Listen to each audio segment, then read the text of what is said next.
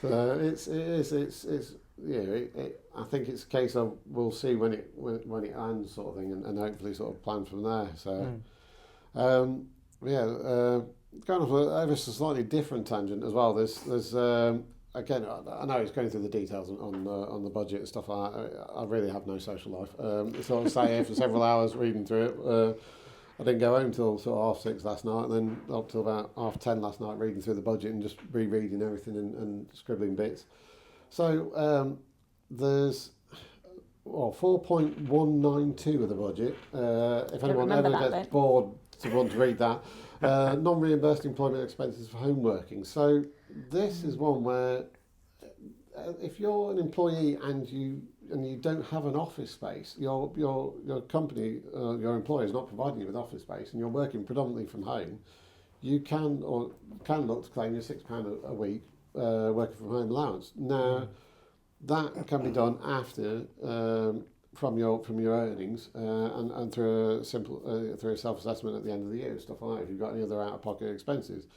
HMRC, or the government, is now saying from the 6th of April 2026, that's being scrapped. So you can't claim that through your self-assessment anymore. So the only time you can claim that is if your employer pays you that extra £6 per week on top of your expenses. So through PAYE? Yeah, through PAYE. So it'd be like a separate line item, £6. Or the £26 a month or whatever it is. Yeah.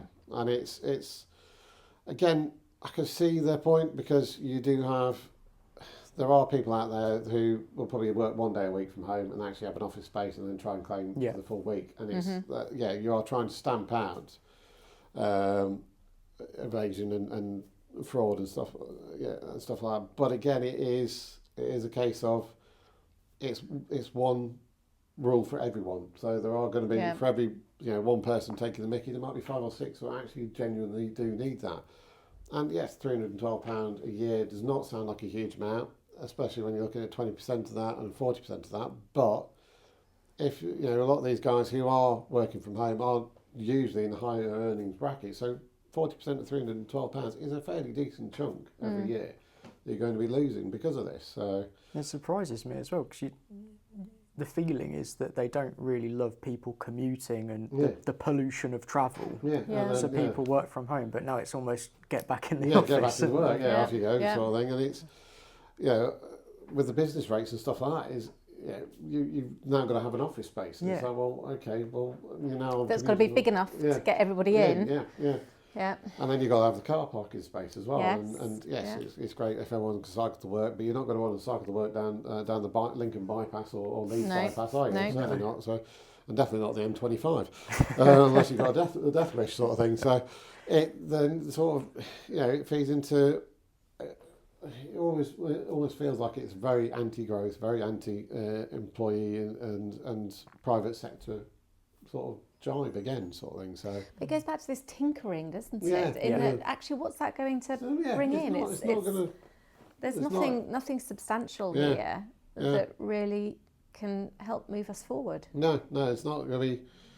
It just means we can all have big files with lots of bits of paper, because there are so many, so many little things they're dug into. I mean, another one as well is the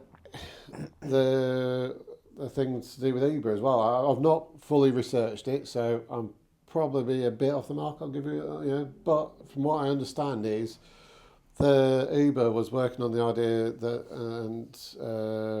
the electric, the electric one as well is another one, but where they could class themselves as a tour operator in an area, so therefore they didn't have to pay VAT on certain parts and stuff like that. So now they're clarifying the rules on that to then close the loophole that Uber has been using, and one of the other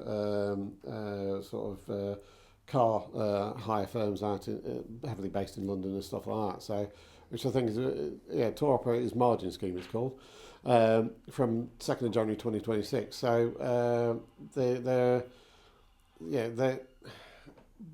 had used the exemption because they were trying to class themselves as a tour operator margin tour operator, so they'd pay a different rate of VAT and from likes of your London cabbies and stuff like that. So, but also going back round to the electric vehicles. Yeah. there was a massive push for everyone going onto EVs, and now it's like everyone's gone onto EVs.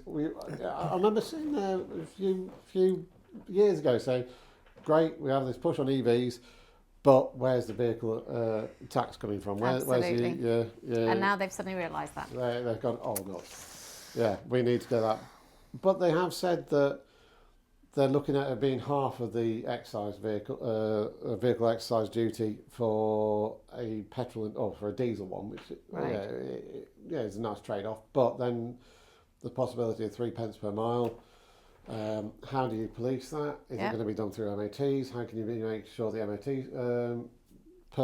the company is actually doing it correctly? Is it going to be self-policed as well?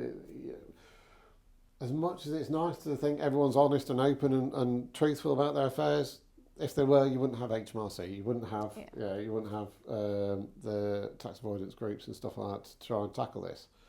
So it is coming in from it's coming in from April 2028 at the moment, but it could change again. So I did notice as well they have increased the threshold. So a petrol and diesel car, anything £40,000 and above, you pay a higher excise duty on. For electrics, for EVs, it's 50,000 and above, which 10 grand is extra, is nice, but again, you look at the average price of an EV is anywhere between £10,000 to £15,000 more than the associated petrol sort of version of it. So again, it just feels like it's being cut short on what it could do, sort of thing. So I think it's the principle as well as it was their sort of golden push. Everyone should go toward this, and then again, kind of like I mentioned with pensions earlier, you have 5-10 years of being pushed into it. Yeah.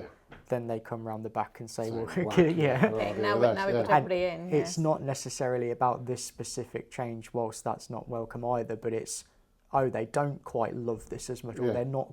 This is subject to change, and you can't then hedge on it for the next 5 years. Yeah, there's always that really big caveat that they're looking at it and they could do something with it, but we just don't know how big or how hard they're going to go on. Yeah, was this testing the waters? And then next year or the year after. Yeah, could we be looking at a 5 pence per mile instead of a 3 pence and stuff like that?